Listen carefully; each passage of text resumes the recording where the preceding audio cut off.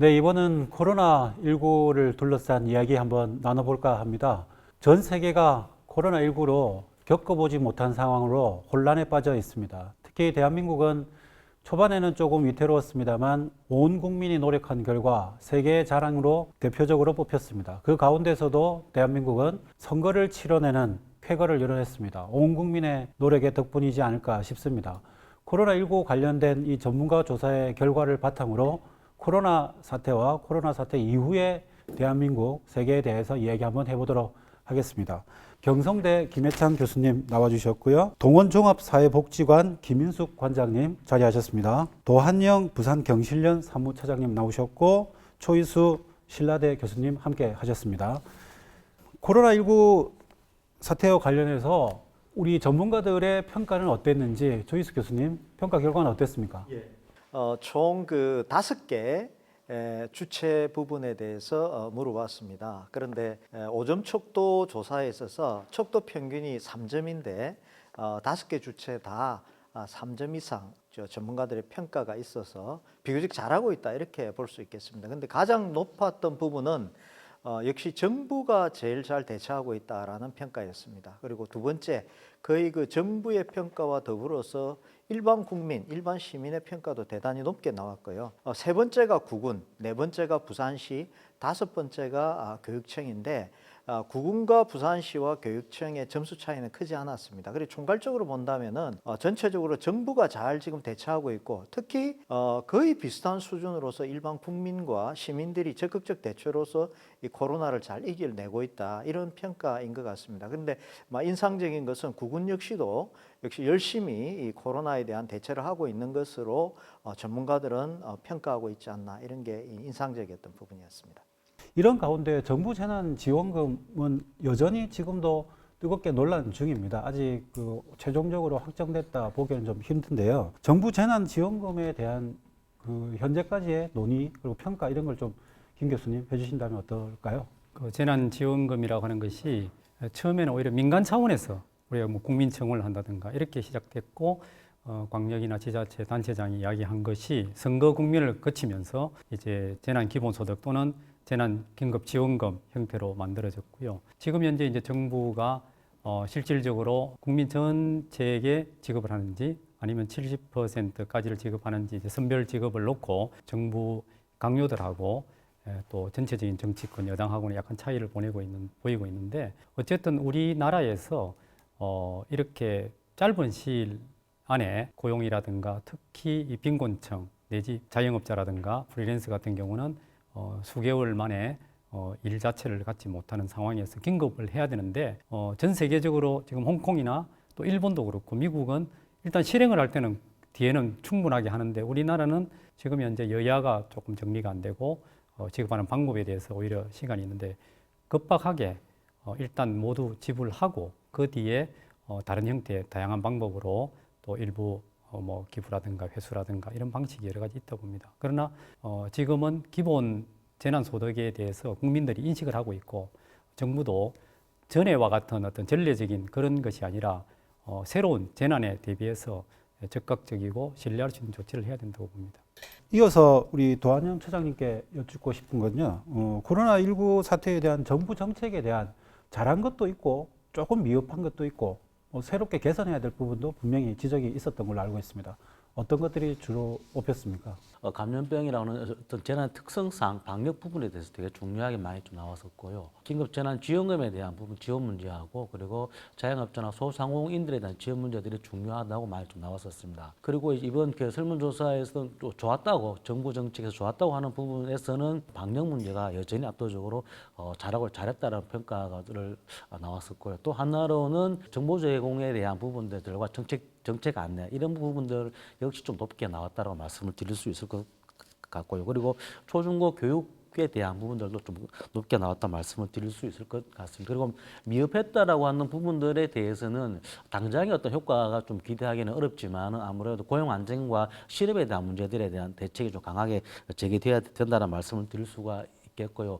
긴급재난지원금과 중소 어떤 소상공인이나 자영업자에 대한 지원 문제들도 좀 미흡하다라고 하는 평가가 좀 나왔었는데 아무래도 향후로 이렇게 정책적으로 본다라면은 방역 정책은 꾸준히 잘해야 될 거라고 말씀을 드릴 수 있을 것 같고요. 그리고 고용 안정과 또 실업 문제에 대한 대책과 그리고 긴급재난지원금에 대한 신속한 집행과 이런 부분들에 대해서 좀 정부 정책들이 좀 발빠르게 나와야 되지 않을까 이렇게 말씀드릴 수 있을 것 같습니다. 코로나19 초기 대응에서는 좀 우왕좌왕하는 면이 있었다고도 말할 수 있을 것 같습니다. 하지만 그 정부의 개방적이고 투명하게 정보를 또 적극적으로 제공하면서 잘 극복해 나가고 있는 것 같습니다.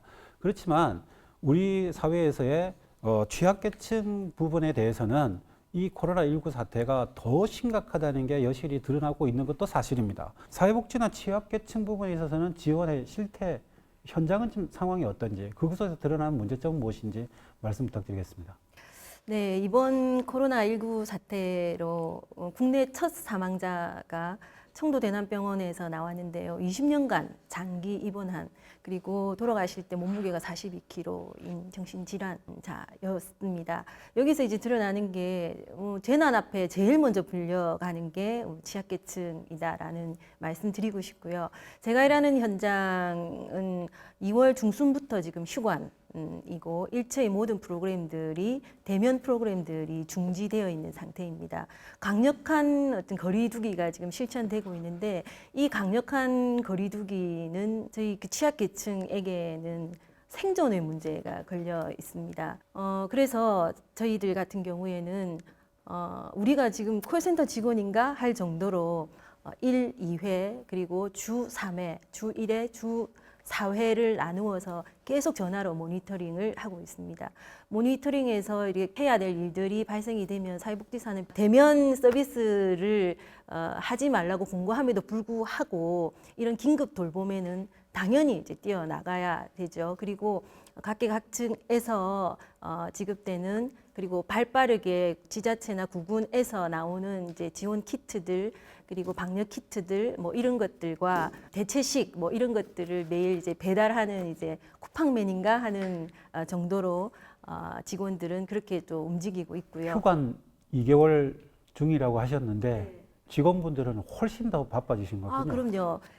복지관들에 기본적으로 하루에 자원봉사자가 100명, 200명씩 와서 이웃들을 돌보는 일을 사회복지사와 함께 하거든요. 근데 지금 모든 자원봉사자들이 휴관으로 인해서 들어오지 못하는 상황에서 이제 직원들이 그 역할을 다하는 부분에 있어서는 오히려 지금 일손이 부족하고 거의 전쟁통처럼 이제 복지관이 운영이 되고 있는 거죠.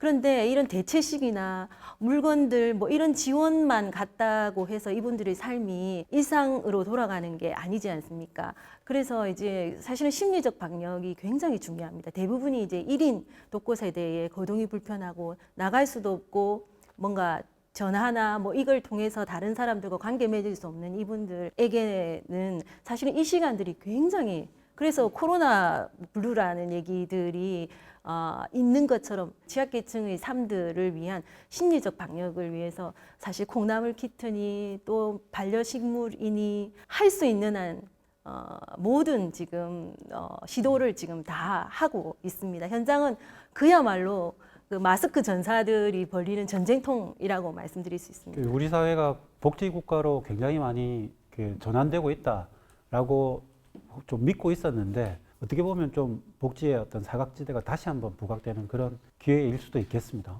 최 교수님, 사회복지 및 취약계층의 지원이 좀 더 어떻게 촘촘하게 개선돼야 되는지 말씀 부탁드리겠습니다.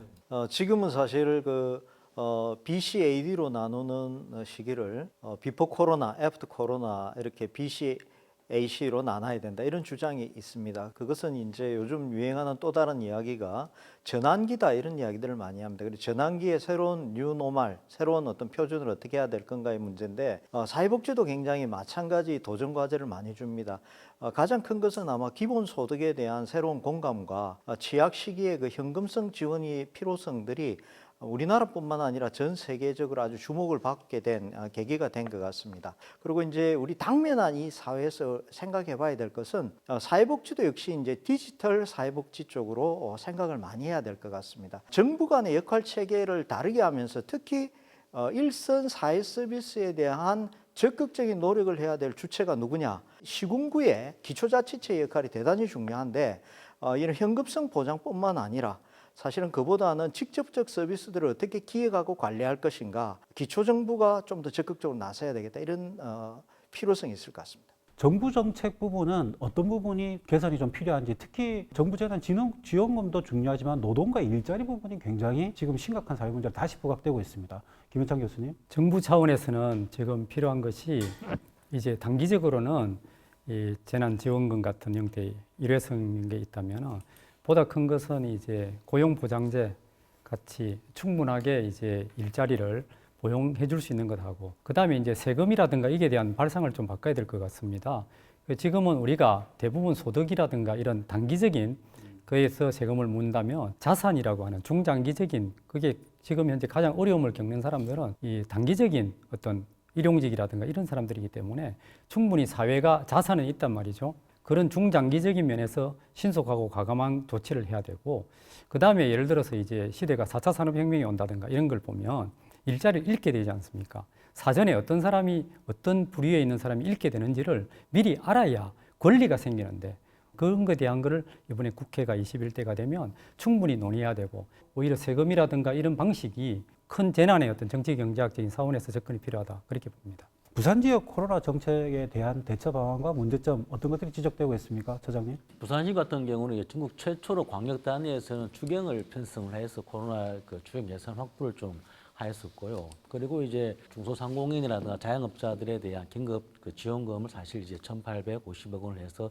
지금 지원을 하고 있는 상황입니다. 그럼에도 불구하고 이제 부산시가 이번에 대형 주체들의 어떤 잘하는 점을 받을 때 4위를 차지했었어요. 그것은 타 광역시도 예를 들면 뭐 경기도라든가 서울시, 경남 등등에 비해서 부산시가 이제 긴급 재난 지원금의 지급에 있어서 좀 미온적인 태도를 보인 부분들이 좀 더 그렇게 작용하지 않았겠는가 좀 보여지고요. 부산시가 지금에서 좀 해야 될 일이라면은 지금까지 했던 그런 정책들을 꾸준히 밀고 나가되 정부의 재난지원금을 확보해서 지급하는 부분과 함께 혹시나 있을지 모를 사각지대를 찾아내서 그분들에 대한 지원들을 좀 빨리 할 필요가 있을 것 같다는 말씀을 드릴 수가 있겠고요. 그리고 서민들이나 어려운 자영업자들이 직접적으로 피부로 체감할 수 있는 그런 정책들을 좀 더 많이 좀 펼쳐내야 되지 않을까, 이런 말씀을 드릴 수 있을 것 같습니다. 이제 코로나19 장기화되고 일상화되는 것 아닌가라는 우려가 있는데요. 포스트 코로나 이후에 어떻게 전망하고 계십니까, 초 교수님?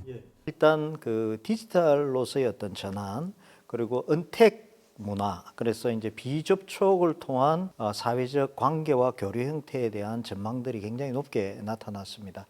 그리고 이제 4차 산업의 어떤 진행이라든지 이런 것들이 이제 급격하게 일어날 것이다, 이런 전망이 있는 것과 아울러 공공보건의료 체제가 굉장히 강화될 것이다, 이런 부분에 대한 공감도가 높았습니다.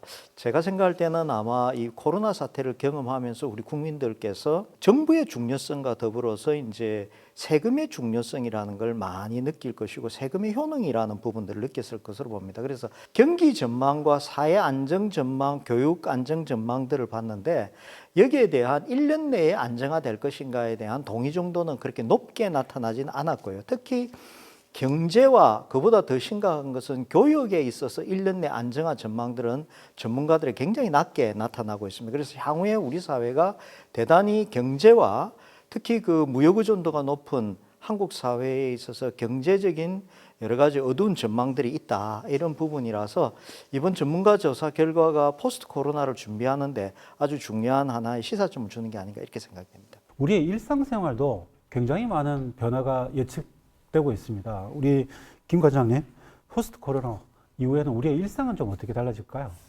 지금도 개인화의 시대라고 하는데 초개인화된, 점점 자신으로 고립되는 삶을 선택하는 개인들이 많아지고요. 자신이 선택하지 않았더라도 고립되어 있는 취약계층은 더 고립되는 그런 형태들이 나타날 것 같습니다. 지금 이 취약계층들을 어떻게 돌볼 것인가에 대한 생각들을 우리가 좀 정리해야 될 시점이라고 생각을 하고요. 이제 사회적 거리두기는 아마도 이제 사회적 표준이 될 가능성이 높습니다. 이런 상황에서 우리 사회의 기본이 되는 연대가 어떤 형태로 흐려질 수도 있고 또 오히려 더 선명해질까 하는 문제들은 우리 시민사회단체들이 고민해야 될 지점이 아닌가 하는 생각이 들고요. 이것들을 정치권에서 어떻게 받아들여서 정책화 시키는가가 굉장히 이제 중요한 문제라고 생각이 듭니다. 전례 없는 상황입니다. 그럴수록 저희는 전례 없는 새로운 상상력으로 이것을 돌파해야 되지 않을까 싶습니다.